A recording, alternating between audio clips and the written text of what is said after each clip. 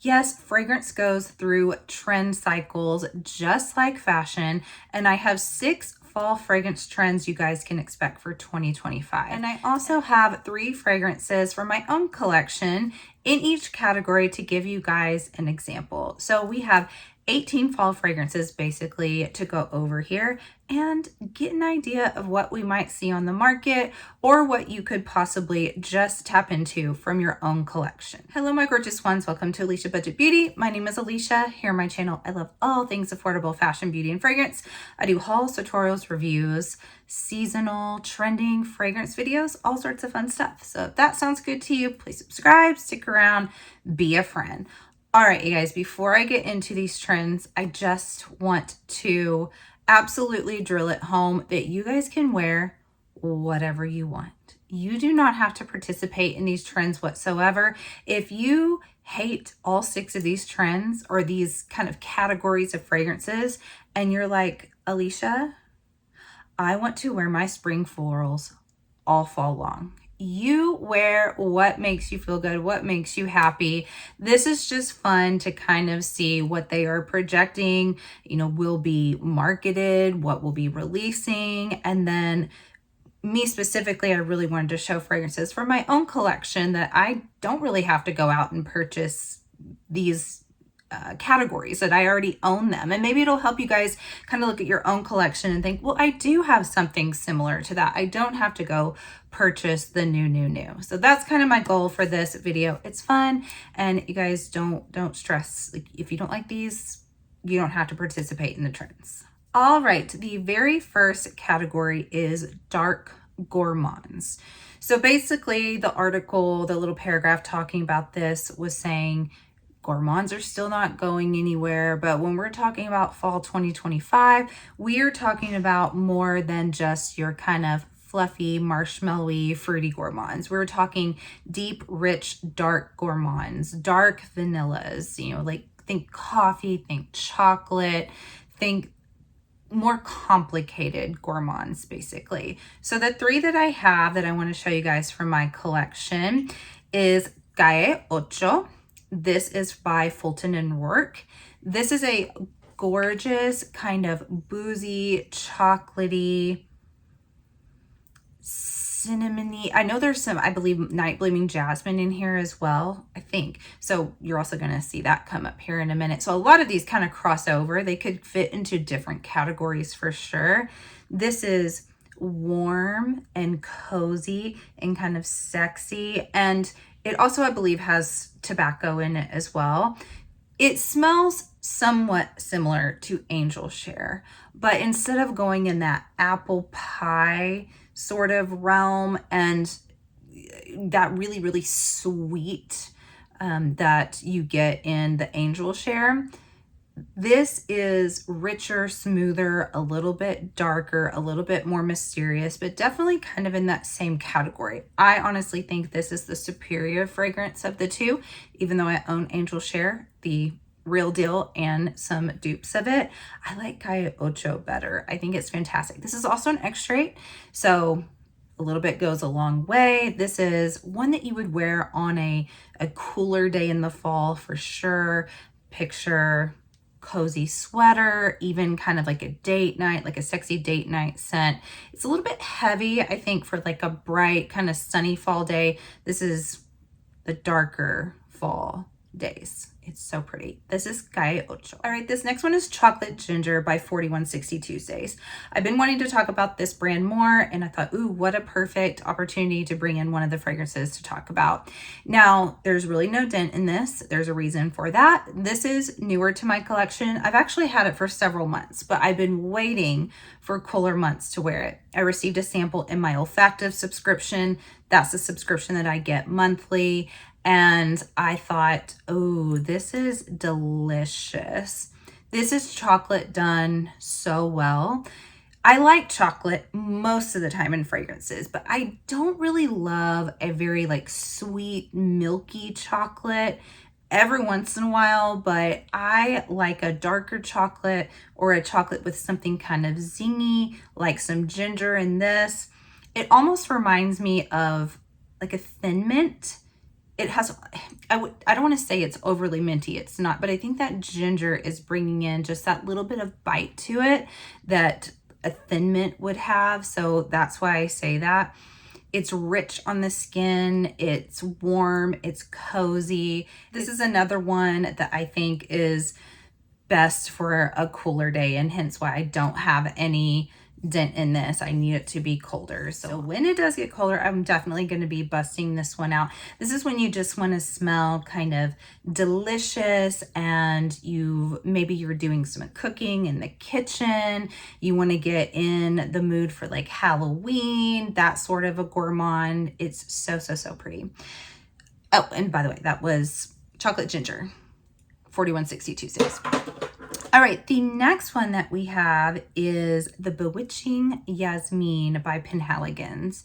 So another one that I don't have much of a dent in. That's probably going to be a running theme here. A lot of these are fragrances that I purchased either kind of towards the end of winter up until now, and I've just been kind of waiting for my moment for the prime time to wear these. So this one has some coffee and fir. It has fir, like F-I-R.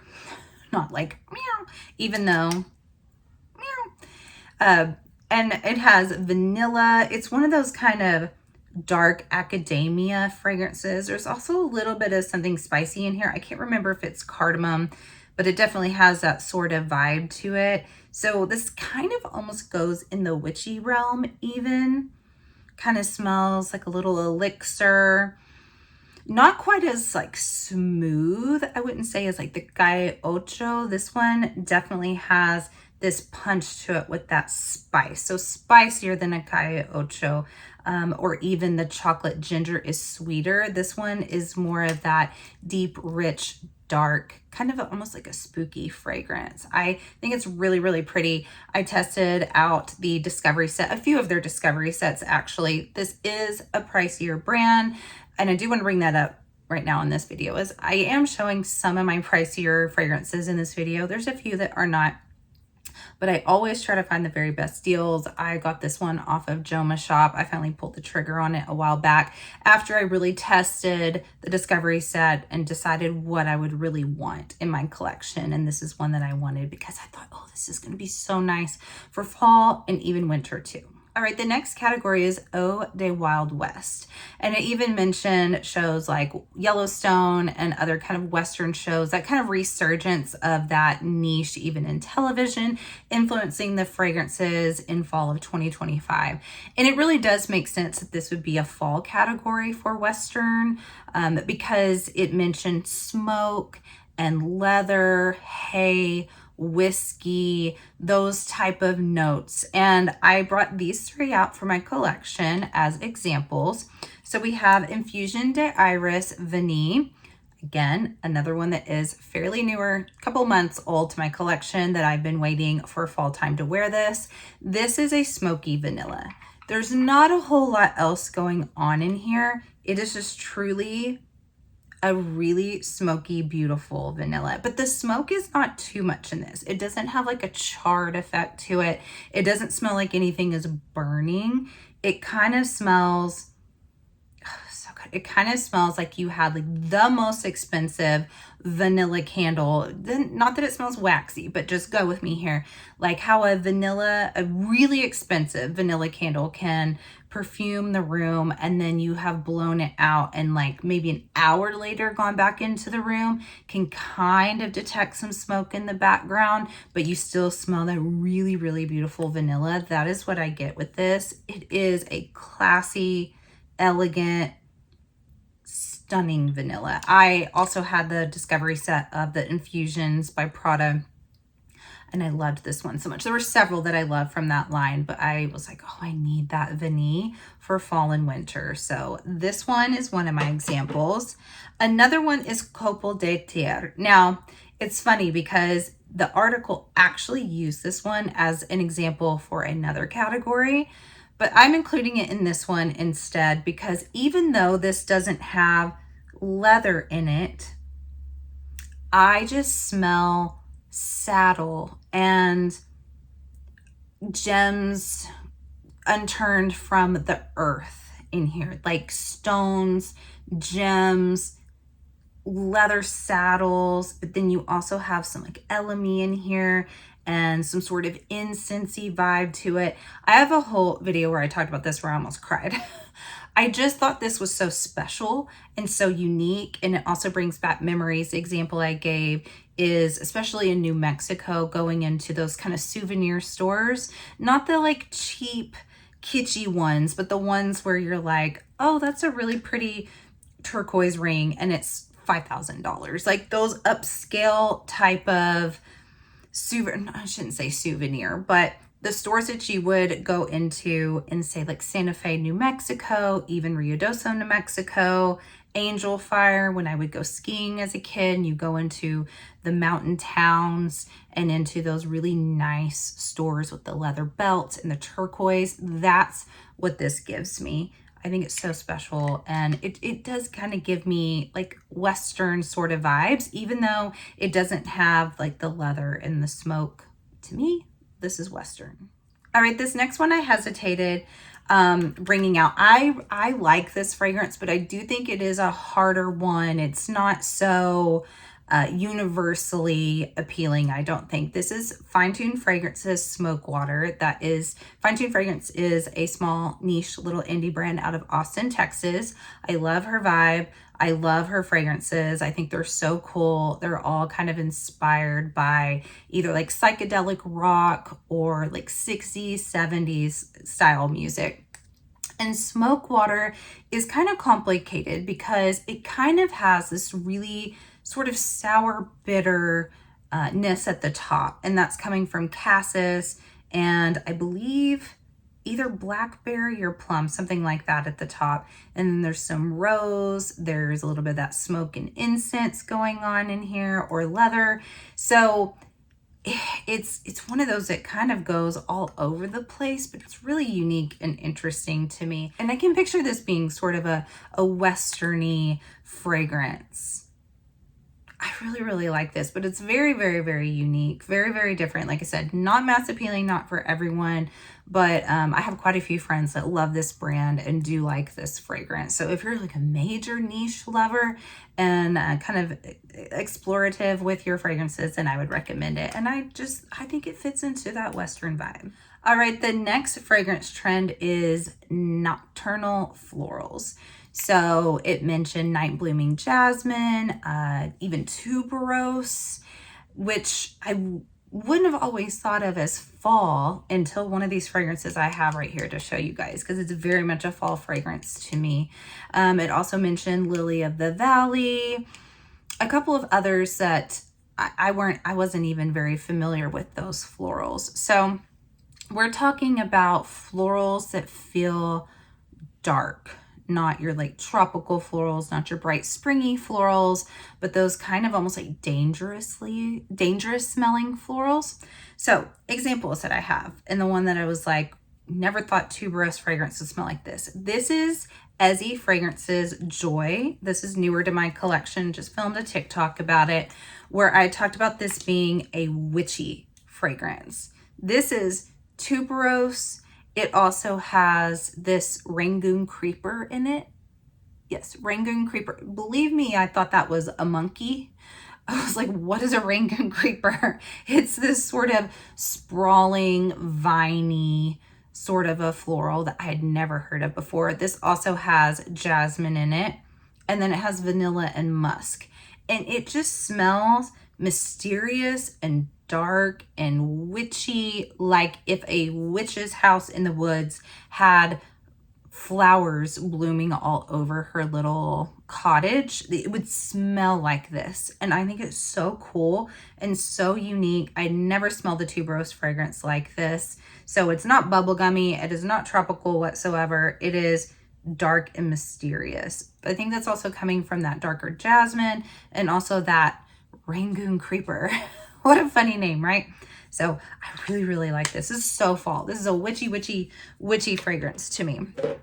Now, next up I have Idol by Orchid and Ash. So this is a jasmine, plum, kind of incensey sort of a scent. This smells so deep and rich and dark and sexy. I could see a lot of people really, really liking this actually. I believe there's maybe like a dark amber in here as well. It smells sort of designery, like it almost has a Lancome Tresor La Nuit kind of a vibe, I feel like.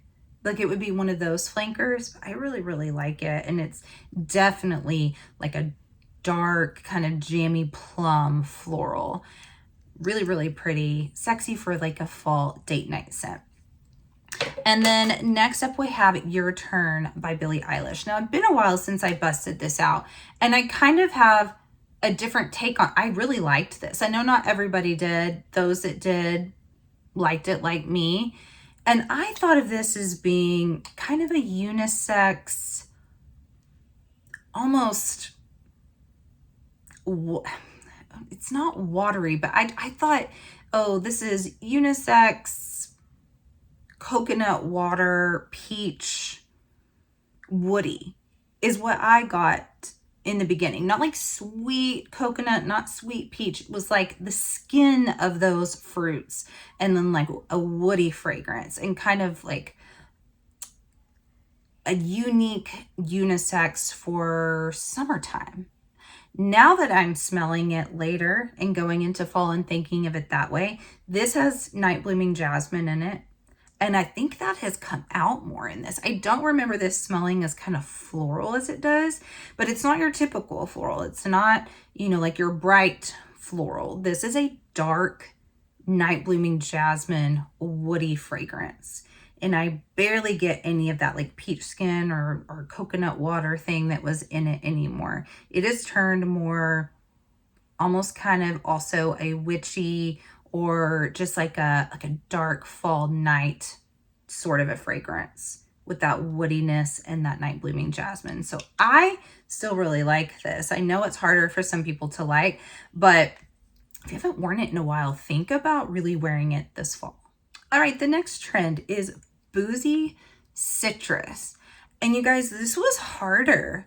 It's actually not extremely common, which was kind of cool to think about. And I was like, ooh, I could add some more to my collection because I don't have a ton. I had to really, really think about it. I have quite a few Boozy fragrances in my collection, but they go a little bit more gourmand, or if they have fruits in it, it was more like pear and champagne, those type of fragrances. But a citrus Boozy fragrance was harder to find in my collection, but I did find 3. So one of them is Jazz by Zernel Gilly. This has mandarin, so not lime or lemon, but mandarin, that's still citrus. And it also has some honey in it. And it has this sort of like tobacco-like feel to it. It really smells like a jazz club. It has that boozy element to it as well. That orange in here, that citrus, really kind of brightens things up and draws out a little bit of that sweetness of that honey.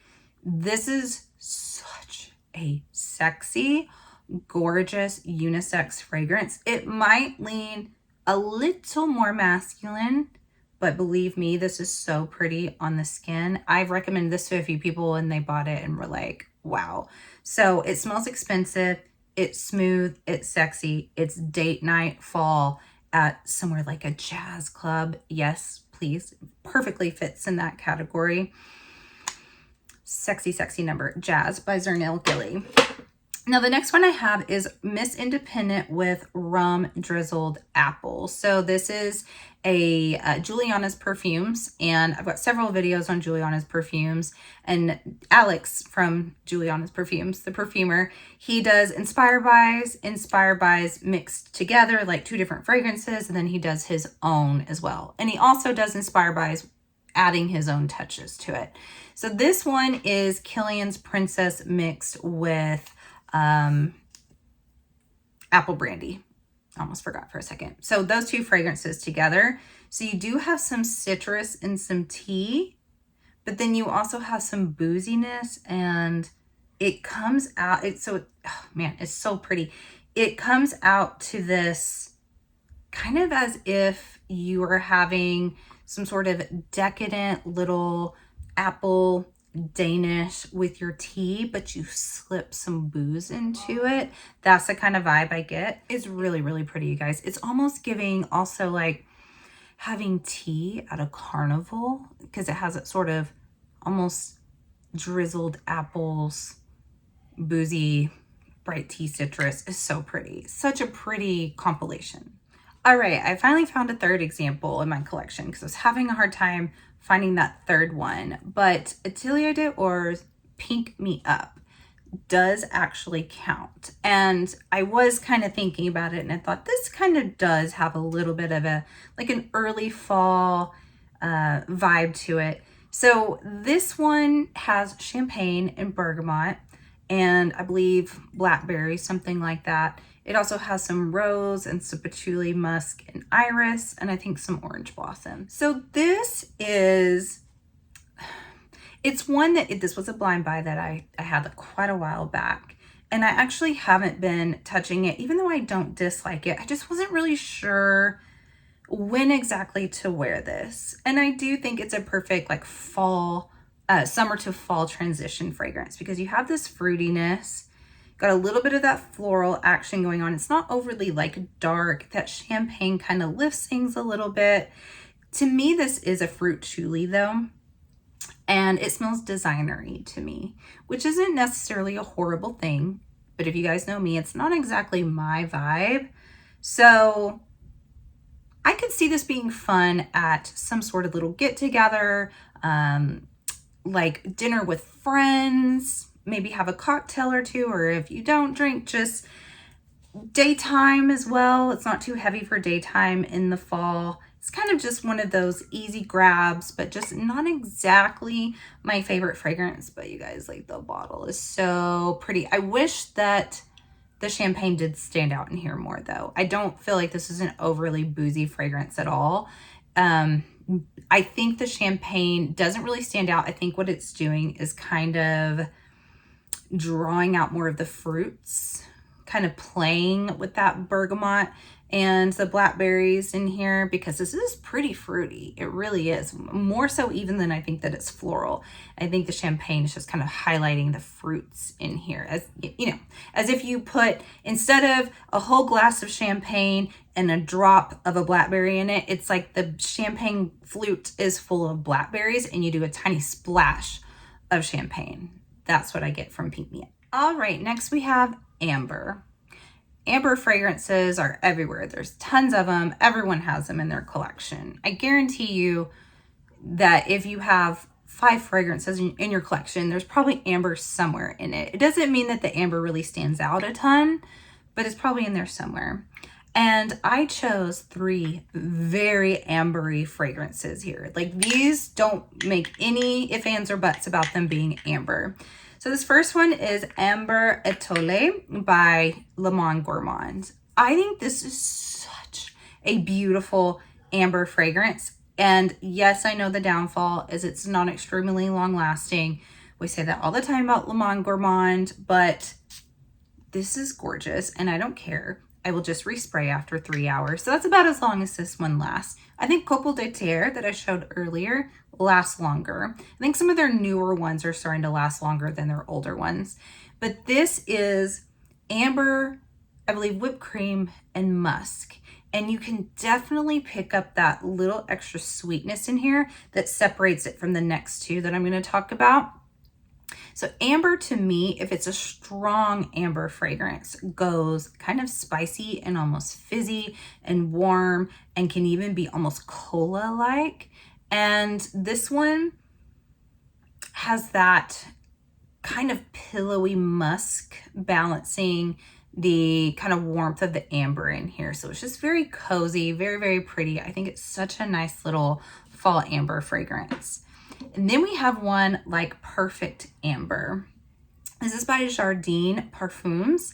This was such an amazing find off of Jomashop. Again, I think I got it right either at the very end of winter, beginning of spring, so I didn't really touch it. This was, I think, only $60 on there or something like that. And it is such a stunning stunning amber fragrance. Like the most amber fragrance of all amber fragrances to me. It almost goes in this, like I said, cola sort of vibe. Whenever something's very ambery, I do get a cola. And this has cinnamon in it, and I think that's definitely adding to that cola. You put cinnamon and amber together very strongly, you're gonna get this kind of fizzy vibe to it. So it's a little bit spicy. It also has honey and rum in it. I really don't get a ton of booziness from this, like slightly. The honey, I think it's just adding extra warmth. This is already a very warm fragrance, but I think it's just adding a little more warmth to it. And then I believe it has a little bit of vanilla, but to me, this smells almost like you took those little Red Hots or like a Fireball. Not like a Fireball, well, a little bit like this kind of does smell like a schnapps now that I think about it, like a cinnamon schnapps. I never really thought about it till just right now. So maybe I do get a little bit of that booze. I really like it. I really do. It would have to be really, really cold. And that's why I've been waiting. This needs to be cold. Like I feel like this would almost just warm you up wearing it. It is like the ultimate amber fragrance. So that is Jardin Parfums Perfect Amber. And this next one is very different from the last amber. This is Maison Cier's Amber Magique. This is a pricey perfume. I got this off of Joma for a good price. I got to sample it. My friend Janelle sent me a sample and I loved it. And whereas the last one, even the first, even the Le Monde Gourmand has a little bit of that warm spice to the amber. This one is softened so much by a delicate rose and orange blossom. This is ambergris, by the way, instead of just straight up amber. It also has, I think, a little bit of vanilla to it. I don't really detect orange that's at the top in this. To me, this is a fluffy cloud of amber. Like all the edge has been taken off, and this is just kind of feminine and delicate. It's still cozy like the other ambers, but this one is so much less in your face and unassuming. You would maybe not even quite know that it was an amber fragrance, but the more you wear it and kind of detect that warmth from it, you do pick it up. So this one is really, really pretty. It is pretty magique. So that's Amber Magique. All right, and the last category is sacred scents. What does that mean? Well, they were mentioning notes like frankincense and myrrh, sandalwood, Palo Santo, even amber. So like I said, some of these could kind of fit into multiple categories. This is a category that they had couple de terre because it does have those, a lot of those notes in it. I just kind of get like the Western vibe from it. So that's why I put it in there, but it could definitely fit in this category. So I have these 3 fragrances here. We have one that's not expensive. Let us go with that one. This is All Aswaf by Lattafa. You guys, to me, this smells like a spicy Pepsi. I've always gotten kind of like a cola vibe from this, but the more I smell it, I'm like, no, it's specifically Pepsi. This smells like Pepsi and like Christmas had a baby almost. But this is also could have probably gone in the amber because it's so warm and smells so ambery to me. But this one does have the myrrh. I believe it also has the elemi in it, some pink pepper, cedar. It has some oud. It's really, really nice though. It's definitely unisex. This is another one that probably leans slightly masculine, but anyone can really wear it. I've recommended this to a few men that were on the hunt for inexpensive fragrances, and they really, really enjoy it. It has a great lasting power too. It's sexy and deep and rich, and it does feel comforting. I think for me, because it kind of smells like holidays a little bit to me, like an earthy, spicy holiday sort of scent is what I get from All Aswaf. And also spicy Pepsi. All right, so the next one up is Palo Santo. This is by Carner Barcelona. I have not had this one in my collection very long either. Been waiting for these cooler months for this one. So it being called Palo Santo, I was like, yes, please. Because Palo Santo is one of my favorite notes. I love Palo Santo. It's such a beautiful, smooth, comforting, kind of softly cinnamony, spicy, sort of a woody note. That's what Palo Santo is for me. So funny enough, this does not have Palo Santo in it, but it gives sort of the essence of what Palo Santo is though. So this actually has some rum and milk and tonka and gaiac wood and sandalwood in here. There's even a slight green at the top, but it's very subtle. And this is just smooth and comforting, kind of like Palo Santo makes me feel. This doesn't necessarily smell identical to Palo Santo. It more so embodies what Palo Santo makes me feel like. That's like all the notes in this without having Palo Santo in it. I don't know if that makes sense, but I think that's the direction they were going, calling it Palo Santo. So it's very cozy, kind of has that booziness to it. It's verging close to Calle Ocho that I talked about before, except it's not quite as deep. It's not quite as gourmand. It's slightly woodier instead of going into that gourmand territory that has with the chocolate. There's no tobacco in this. It's a very silky, smooth, softly boozy, cozy, woody fragrance. It's so pretty. It's so pretty. It brings me comfort and joy. That is Palo Santo by Carner Barcelona. And lastly, we have my beloved Donna Karan Cashmere and Palo Santo. I wanted this for so long. I finally managed to get a really good deal on it. And I've been waiting for it to cool down to wear this. I sampled this last fall, winter, and I could never find it discounted enough. And I knew it, I eventually would. And I did. I think I only paid $70 on Jomashop. It's been sold out, I think, ever since. But this is so gorgeous. This is the coziest peach. The Palo Santo, so this one does have actual Palo Santo in here. The Palo Santo gives it that beautiful, slightly cinnamon, soft woodiness to it. There's a little bit of vanilla and labdanum in here. It's so elegant and classy. It is one of my favorite Palo Santo fragrances, if not my favorite. I think it is so pretty. This could be worn in the daytime because it's not too heavy. So in the daytime for fall, but then it also has such a refinement and elegance that you could wear it on a date night as well. And I even find Palo Santo as comforting and cozy as I find it. I also find it to be sexy. So to me, this is like it's just like a perfect fall fragrance. It's slightly spicy, not too much, perfectly blended, beautiful fall. This does smell sacred to me. It really does smell sacred to me. So I think it perfectly fits in this category. Cannot wait to wear this fall. That's it, you guys. Those are the 6 fall trends and 3 from each category in my collection.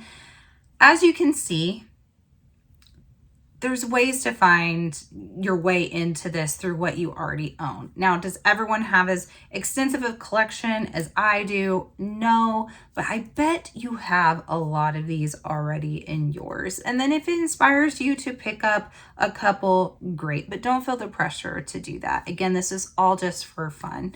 I thank you guys so much for watching. Let me know which you have in these categories in your collection or which you might possibly pick up.